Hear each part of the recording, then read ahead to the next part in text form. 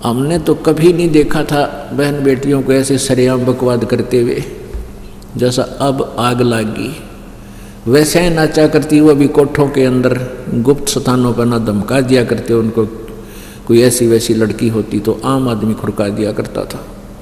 और आज बाप भी नाचे माँ भी नाचे और जवान बेटियां बकवाद करें वहीं सरेआम गली में, तो कैसा जुल्म हो गया। ऐसे वो शाम ने तो डीजे बाजे और सारी बकवाद करें, वो भी पेपर मारी। और अगले दिन वो कलानौर के पास जाकर रोहतक से बारात गई थी। वो दूल्हे वाली गाड़ी किसी 4 व्हीलर या ट्रक से टकराएगी। वो दूल्हा भी मर गया, 5-7 और मर गए। अगले दिन टक्कर मारे बाल पाड़े हुए जो काल डीजे आगे नाचे थी। तो परमात्मा कहते हैं क्यों बकवाद में 5 धड़के फिर अक्के बिजली गिर जाए कब। इसलिए दास ये बताता है कि हमने एक साधु की तरह रहना है। परमात्मा कहते हैं साध सोए जो सीधा चाले। भक्त वही है जो बकवाद छोड़ के और एक बिल्कुल साधारण जीवन जीवे। तो नानक साहब जी कहते हैं ना जाने काल के कर डारे और किस विधि ढल जा पासा वे, जिन्ना ते सरते मौत खुड़क दी उन्होंने केड़ा आसा वे। नानक जी से भक्त कहा करते थे भगवान आप बहुत खोए खोए से रहते हो, कभी मुस्कुराहट आपके चेहरे पर हमने देखी नहीं। तब कहते हैं भाई किस चीज़ पर मुस्कुराहट आवा यहाँ पर। मन तो हमें तो पता तुम्हारे साथ के बिजली गिरेगी और तुमने पता को ना तुम्हारे दुख से मैं दुखी हूँ कि यदि ने नियम तोड़ दिया ये काल के मुंह में जाएंगे। अपने शिष्यों को मालिक नानक साहब जी कहा करते थे। कहते हैं साध मिले साड़ी, कहते फिर आपको भी खुश नहीं होते, खुश होता हूँ। साध मिले साड़ी शादी होंदी और बिछड़ जान दलगीरी वे, अख दे नानक सुनो जहाना है मुश्किल हाल फकीरी वे। ये मेरी भक्त आत्मा साध यानी संत भक्त, साध चोए दो सीधा चाले यानी भक्त। जब मेरे भक्त यहाँ वापस आ जाते हैं सत्संग के दिन तो मेरा शादी होती है, हमारा खुशी होती है, आज यहाँ शादी हो रही है। और जब ये चले जाते हैं बिछड़ जाए दिलगिरी वे, मुझे बड़ा दुख होता है कि कहीं इन बच्चों को कोई काल का दूत हमसे दूर ना कर दे, इनको मिसगाइड ना कर दे। और जब तुम एज इट इज आ जाते हो तो मुझे बहुत खुशी होती है कि मेरे पौधों को दीमक लगी नहीं, कीड़ा नहीं लगा। साध मिले साड़ी शादी होंदी बिछड़ जाए दिलगिरी वे, अख दे नानक सुनो जहाना मुश्किल हाल फकीरी वे। कि इस काल के लोक में भक्ति बड़ी कठिन होगी, क्योंकि सतमार्ग बताने वाला एक और अज्ञान फैलाने वाले लाखों और करोड़ों।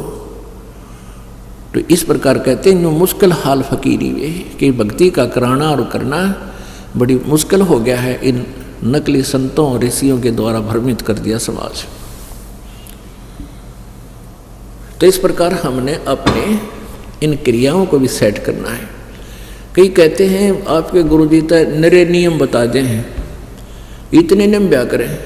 वह नियम है वह तो तुमने बकवाद खाम खा शुरू करा कि शराब पीना, हुक्का पीना और ये मांस खाना, ये कोई अच्छी बात है। और फिर ये नाचना डांस करना है और ये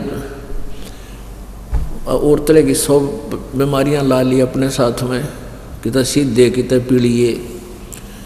अपनी बेटी ने भगवान का सहारा दिला दो। राम रटत कन्या भली, राम रटत कन्या भली, साकट बलो न पूत। जैसे बकरी के गल में गल थना, जिसमें दूध न मूत। अपनी बेटी, हमें वो बेटी हमारी अच्छी है, उस साकट बेटे थे पुण्यात्मा। उस समय जो परमात्मा 600 वर्ष पहले आए हुए थे और अभी भी इस तत्व ज्ञान से अपरिचित लोग बेटी से अधिक बेटे को महत्व देते हैं। यह हमारी, ये भी एक काल का जाल है। और यहाँ तक अज्ञान फैला रखा है अज्ञानी ऋषि काल के दूतों संतों ब्राह्मणों ने। कहते हैं जिसका पुत्र ना हो ना उसकी तो गति नहीं हो सकती। गति पुत्र तो ना हो भाई, मंत्र तो होएगी, भगवान की भक्ति से होएगी। वो तो अपने पिंड भराण की खातिर, अपना कनागत कटवाण की खातिर प्रेरणा करते हैं, छोरा होगा तो तुमने श्राद्ध काटेगा, छोरी चली जाएगी, तुमने पूछा को ना कोई। लड़के और लड़की में कति अंतर नहीं मानना चाहिए। परमात्मा जो दे उसमें सब्र करे। या आग लागी थी थोड़े से दिन पहले, अब तो सरकार ने कुछ कानूनी सख्त सा बना दिया और फिर भी अपने आप भी बुद्धिमान लोग हो गए, समझने लगे। नहीं तो इस दहेज के कारण, इस दहेज ने सी आग ला रखी थी कि बेटी 2-3 बेटी होगी और एक बेटी पर 2 लाख 3 लाख रुपये लगेंगे और गरीब आदमी कैसे ब्याह होगा। अब ये आग हमने आप अपने पैर पर आपको अड़ाल मार रखा था, अब इसने हम बंद कराएंगे, आप पर सुखी हो गए, बेटी बूढ़ी को ना लगे। ये अपनी इस कुरीति ने बेटी दुश्मन बना दी और बेटी के साथ धन नहीं, ये सत्कर मान लेना। बेटा और बेटी खाना खा रहे हो और काम कह देते माता पिता, भाई वो काम करना था, बेटी तो रोटी छोड़ कर चली जाएगी और बेटा वो भी बैठा होगा ना बिना खाता हो, जब बिना होगा क्यों, कौन जानता क्यों, न्यू कान मारेगा। और बेटी रोटी छोड़ कर चली जा, पहले तो अपने पिता के कुमावर, फिर आगे जाके अगला के कुमावे। तो कहने का भाव ये कि हमने अपनी इन अज्ञान सोच के आधार से जुल्म करना भी शुरू कर दिया, बेटी को गर्भ में मारने लग गए थे। तो ये भूल भूल कर नहीं करना, महापाप के भागी हो जाओगे। परमात्मा जो देता है, बेटी 1 हो चाहे 2 हो चाहे 4 हो, कोई दिक्कत नहीं, बेटा हो मालिक देता, कोई दिक्कत नहीं, अच्छी बात है। लेकिन उसी के पीछे नहीं पड़ जाना चाहिए, भाई बेटा को ना, बेटा को ना, यह भूल है आपकी। तो इस तरह इस ज्ञान से आपको कंसेप्ट क्लियर हो जाएगा, आपकी आप पे रुचि नहीं बनेगी। तो कहते हैं राम रटत कन्या भली और साकट भला न पूत। साकट एक तो होता नास्तिक, नास्तिक वो होता स्वयं भक्ति नहीं करता, दूसरे में बाधा नहीं करता। और साकट वो होता जो खुद भी भक्ति नहीं करे, कोई करे तो उसके अधीन है कोई व्यक्ति, जैसे बेटा साकट हो गया। और माँ बाप बुढ़ापे में अपने पुत्र का अधीन हो जाते हैं, पत्नी उसके अधीन होती है, बच्चे भी अधीन होते हैं। वो साकट है जो बच्चे, माता पिता और पत्नी भक्ति करने की चेष्टा करती है, नाम लेने जाना चाहती है, और वो साकट खुद भी भक्ति नहीं करता और उनको मना करता है, तो वो साकट है, वो दुष्ट इंसान है। फिर आगे चल के उसके ऊपर बहुत भयंकर आपदाएं आवेंगी। परमात्मा कहते हैं नाम रटत कन्या भली साकट भला न पूत, और छेरी के गल में गलथना जिसमें दूध न मूत। छेरी माने बकरी, बकरी के गल में एक गण थन जैसी एक खाल लटका करे, बिल्कुल थन जैसा ही होता है, वो लटकता रहता है गले में। तो वो व्यर्थ का बोझ होता है उस बकरी के गल में, ना वो दूध का काम आवे ना मूत का, यानी किसी काम नहीं आता, व्यर्थ का वजन घसीट रही है। तो कहते हैं वो साकट बेटा, वो तो उस माँ बाप के गल में एक खाम खा का बोझ लटक गया, क्यों उस पर 100 आपदाएं आवेंगी। भगवान से दूर प्राणी कदे सुखी नहीं रह सकता। ठीक है, जब तक कुछ पुण्य चलेंगे पूर्व संसार के तो वो सुखी नजर आओगा, और पाप भी शुरू होंगे, फिर पाप भी भोगने पड़ेंगे, फिर वो महादुखी होगा। तो बेटा दुखी होगा तो माँ बाप भी दुखी होंगे, उनकी भक्ति में बाधक बनेगा। और बेटी नाम ले रखा है, भक्ति करती है, उसका विवाह कर दिया, ससुराल जाएगी, तो वहाँ भी परमात्मा अपने उस पुण्यात्मा के साथ रहेगा। और उसके प्रारब्ध में मान लीजिए कोई पाप कर्म आता है, दुखदायी कांटा आता है, तो मालिक उस पाप कर्म को समाप्त करेगा, बेटी के ऊपर दुख नहीं आने देगा। तो फिर बेटी दुखी नहीं होगी तो माँ बाप भी सुखी रहेंगे, उनकी भक्ति में वह बाधा नहीं बनेगी। तो इस प्रकार कहते हैं नाम रटत कन्या बली साकट बलाने पूत, जैसे बकरी के गल में गलथना जिसमें दूध न मूत। तो भाव ये हमारा कहने का कि हमने इस अपनी बेटी को और बेटे को दोनों को ही परमात्मा के मार्ग पर लगाना चाहिए, हमारा परम कर्तव्य है। और फिर परमात्मा उनके साथ हो जाएगा, आने वाले उनके संकटों का आप पर निवारण करेगा, क्योंकि भगवान के गुणों में ये लिखा हुआ है। कि परमात्मा अपने बच्चों के संकटों का निवारण करता है। सत साधकों का, जो शास्त्र अनुकूल साधना करते हैं और नियम निभाते हैं। पिछले हम बहुत से इतिहास पढ़ते हैं, कथाएं भी हम सुना करते थे, बहुत से अच्छे आचरण भी महापुरुषों के हमने देखे और पढ़े हैं, लेकिन हम आचरण कतई नहीं करते। परमात्मा कहते हैं करनी तज कथनी कथें, अज्ञानी दिन रात, कुकर जो भौकत फिरें ये सुनी सुनाई बात। ये कथा भी करते हैं, कथावाचक भी हैं, बड़े बड़े संत, बड़े लतीफेदार प्रवचन करते हैं, लेकिन उनके प्रवचनों का किसी पर कोई असर नहीं। और श्रद्धालु बहुत गणे, कोई विकार नहीं छोड़ रखा, सब कोई बीड़ी पीवे, कोई गुट्टी लावे, कोई पान खावे, कोई और सारी सब क्रियाएं करते हैं। तो फिर भक्त में और अभक्त में अंतर क्या रहा? कारण क्या है, ये कारण बताएंगे। एक बहन अपनी बहन को नाम दिलाने लाई और वो कहने लगी कि या मेरी बहन बहुत दुखी है और इसने ऐसे ऐसे धन धन सतगुरु सरसा वाले का नाम भी ले रखा है और फिर भी महा दुखी है। तो मैंने कहा बेटी यहाँ उपदेश ले और ये बीड़ी, तम्बाकू, शराब, मांस ना छूना है, ना पीना है, ना किसी को पीने के लिए देना है। आप वो ये बीड़ी बैडी का तो मैंने उसको नहीं कहा बीड़ी शराब, क्योंकि वो लड़की थी माया के बीड़ी पीती होगी। बाकी हम नियम बताते हैं, पहले ये दास पर्सनल बताया करता था, थोड़ी संगत होती थी तो उसको बताया ये साधना नहीं करनी है, ऐसी साधना करनी है। तो वह कहने लगी जी नाम तो हमने ले रखा है, नाम में के लोग के जरूरत से हमने लेने की, गुरु तो एक होता है। मैं बोला बेटा गुरु एक डॉक्टर होता है, एक डॉक्टर से आपका ट्रीटमेंट ठीक नहीं हो रहा है, दूसरे से इलाज करा ले, क्या बात है। ने बोला जी नो कहें पाप लगेगा? मैं नहीं, बिल्कुल नहीं लगेगा। झूठे गुरु ने त्याग दे कति पाप नहीं लगेगा, सच्चे गुरु ने त्यागेगी तो पाप लगेगा। ने बोले जी हमारा गुरु तो सच्चा है। मैं फिर सच्चा बेबे यहाँ क्यों आई, अपने सच्चे दौरे जाओ भक्ति कर ले वहाँ पर। उसकी बहन बोली इनका नाश होया पड़ा है, अरे यह सच्चा गुरु बताओ है। फिर उस प्रण कितने दुख गिणवाए उस बेटी ने। मैं बोला बेटा नाम ले और भक्ति कर, अब मेरा पटेगा सच्चे और झूठे का। तो नो बोली जी या बीड़ी पिया करे। उसकी बहन बोली या बीड़ी पियो है भगाडन जोगी, लड़की होकर बीड़ी पियो, तुम न शर्म नहीं आती। तो नो बोली जी पहले ना पिया करती, मैं तो नाम ले पाछे पीने लाएगी।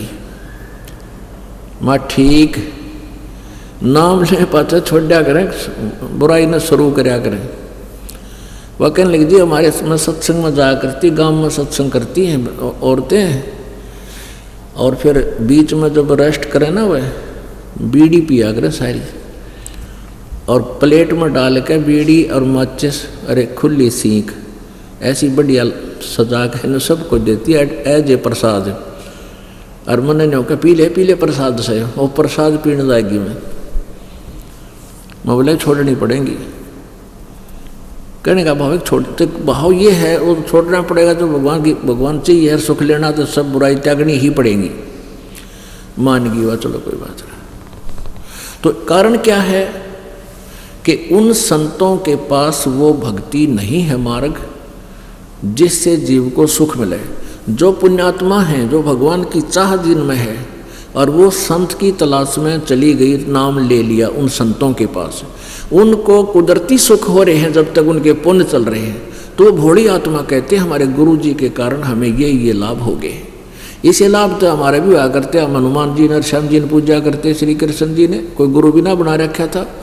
जैसे कक्षा में पास हुए तो अपने हमारे भगवान ने पास कर दिया, हनुमान जी ने पास कर दिया, श्री कृष्ण जी ने कर दिया, फिर नौकरी मिली, बाबा श्याम जी की दया होगी, यानी सारे का नाम लिख देते थे निकल, भाई पुत्र हो गया, बेटी होगी, इस तरह नौकरी मिली पास, तो वो सब ये तो हमारे भी हुआ करते जब कति को गुरु ना बना रखा था। ये तो जब तक हमारे पूर्व जन्म के पुण्य चल रहे थे वो हमें परमात्मा दे रहा था, और जिन्होंने गुरु बना रखा उनके भी चल रहे थे, उनको भी हो रहे हैं। तो वो नहीं सोचे थे जब तक उनको सुख था तो हमने इस गुरु जी से लाभ हो रहा है, और फिर उनकी दुर्गति होनी शुरू हुई। वो गुरु जी वही गड्ढा था और सारी ब्रांड मिट्टी होगी। एक न्यू कहता है कि मेरे 2 लड़के थे, दोनों मर गए, हमने राधा स्वामी नाम ले रखे था। और जब तक न्यू का एक बहन मिली हमारे को रोहतक में, इकलौता पुत्र था, 25 साल का होकर मर गया, राधा स्वामी का नाम ले रही। तो हमने उसको ये जिक्र कर दिया, बेबे तू नाम ले रखी बहन तने, और तेरी ब्रांड मिट्टी होगी। उस पुत्र ने तो तुम सर्वस्वा मानते हो, अगली नो कंतेवा बुंडी तेरी रोन लाएगी, नो घनी अणमतवा शांत हुई पुत्र की मृत्यु का नाम सुनते ही। और फिर नो बोली अजी मेरे गुरुजी के बारे में कुछ ना कहो, ये तो मेरे भाग में था। फिर गुरुजी ने गाड़ेगी जो तेरे भाग में था, ये मर गया, फिर गुरुजी का सिर पर धरेगी, तू क्या करेगी गुरुजी का। यानी बहुत मुश्किल से समझाया, तो इतना बिगाड़ दिया इन लोगों ने काम। तो गुरुजी नहीं बदलना चाहिए। इतने श्रद्धालु वहाँ गए हुए हैं और उनको जब तक सुख चल रहे हैं तो वो औरों ने भी ले जाते हैं, देख हमारे ऐसे सुख हो गया, मैंने नौकरी मिल गई, फलान हो गया। और अब उनकी दुर्गति हो रही है, सारे की विरान माटी हो रही, वापस आने लग रहे बेचारे। अब रो रहे हैं कि मैंने 20 वर्ष खो दिए, मैंने 30 वर्ष खो दिए, कुछ भी लाभ नहीं हुआ, मैं उजड़ गया। कति मेरे 3 गाड़ी चल रही थी, आज एक भी कोई ना, रिक्शा भी नहीं, साइकिल भी नहीं रहा। कि जब तक उनके पुण्य चले तब तक वो सुखी नजर आए, और जब पाप कर्म का दौर चला वो पाप काटने के संत नहीं है। वो तो जैसा तुम्हारा प्रारब्ध मिल रहा है वो मिलता ही रहेगा।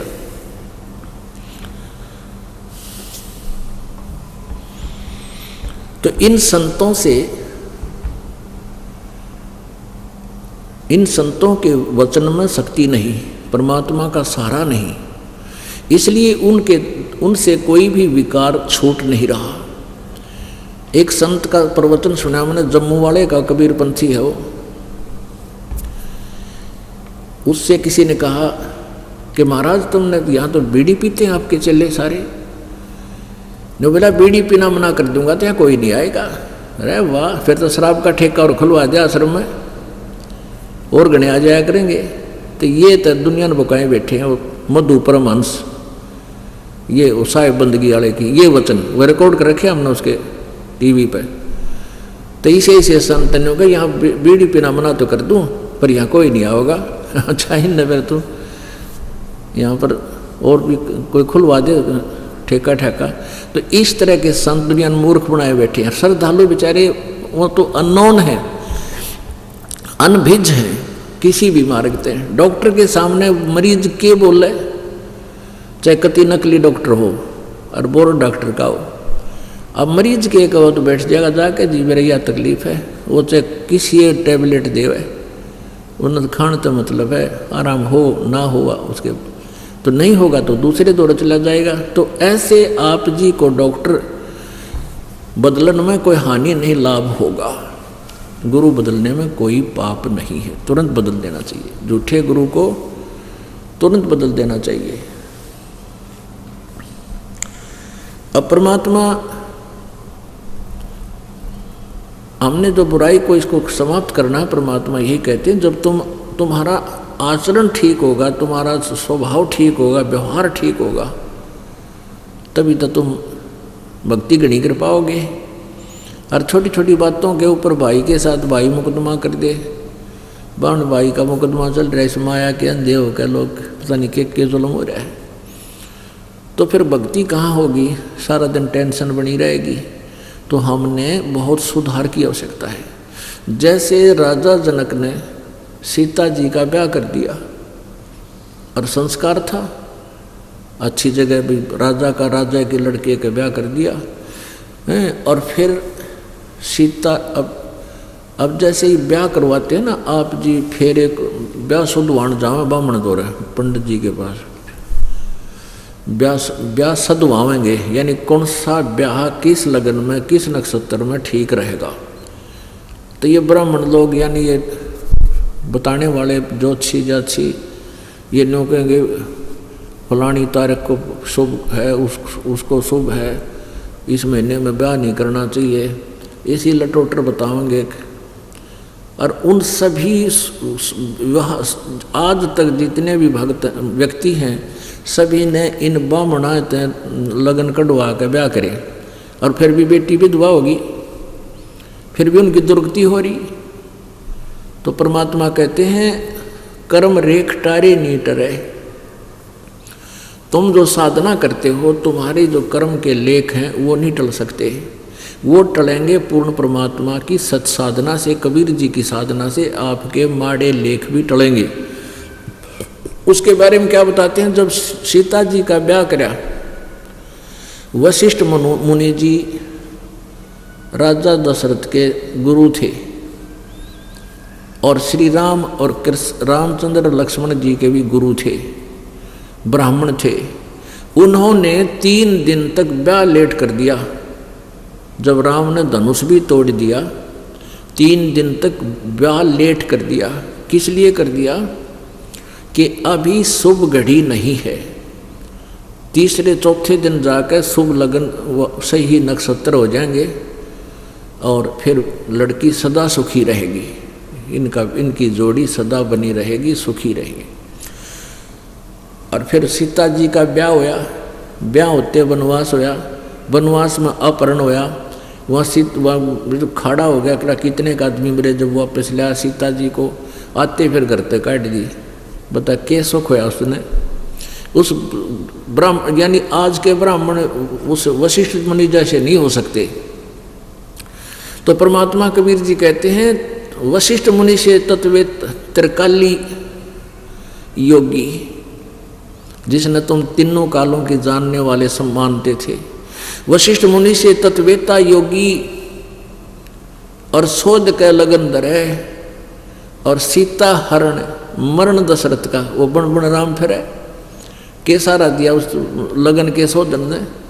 बाप मर गया, अब वनवास होया, धके खानता हंडा राम कीता सीता कीता के सारा दिया उस लगन ने। तो इस प्रकार परमात्मा का नाम लेकर आप किसी दिन और किसी मुहूर्त में कद्दे ब्याह करो बच्चा का, कोई दिक्कत नहीं आओगी।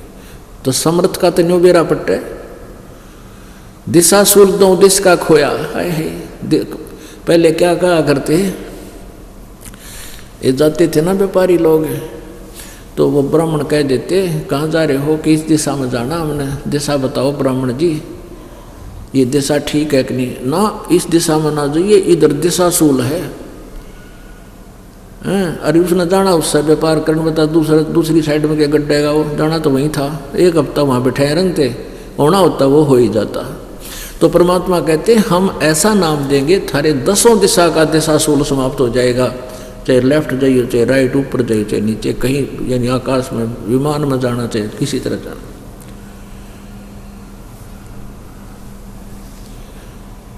तो उसके लिए कहते हैं भजन करो उस रब का जो दाता है कुल सब का, समर्थ का शरणा गहो रंग होरी हो, कदे न हो अकाज राम रंग होरी हो।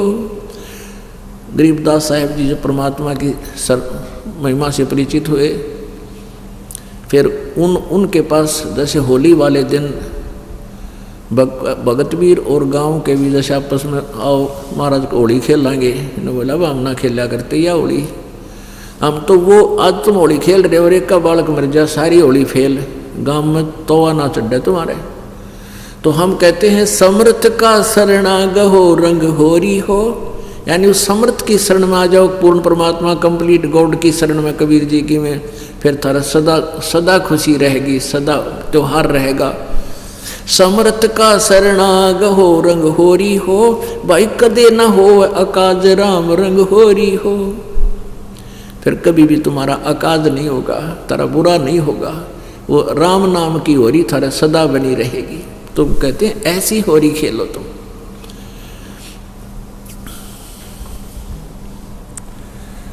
अब परमात्मा हमें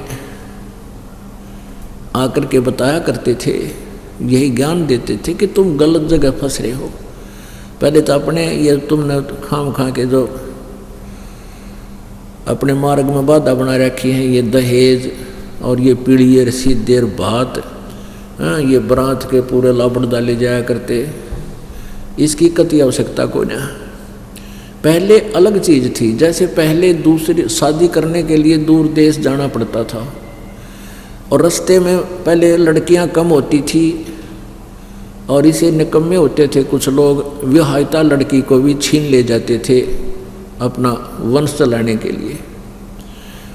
तो इसलिए बारात ले जाना तो वो उनके अंगरक्षक जाया करते थे बारात में, सुरक्षा का था वो कंपनी।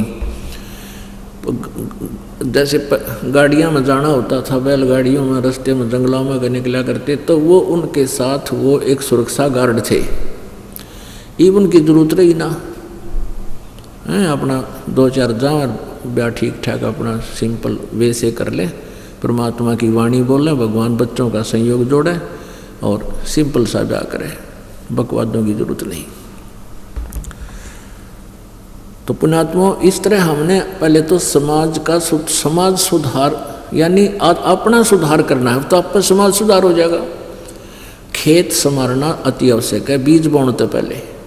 तो ये दास का प्रयत्न यही है कि पहले तुम ये इस तरह की बकवादियाँ छोड़ो ताकि ये टेंशन कम होवे। टेंशन कम होगी तो भक्ति बढ़ेगी और परमात्मा की भक्ति के साथ साथ आप इस बुराई से भी बचोगे जो अति आवश्यक है।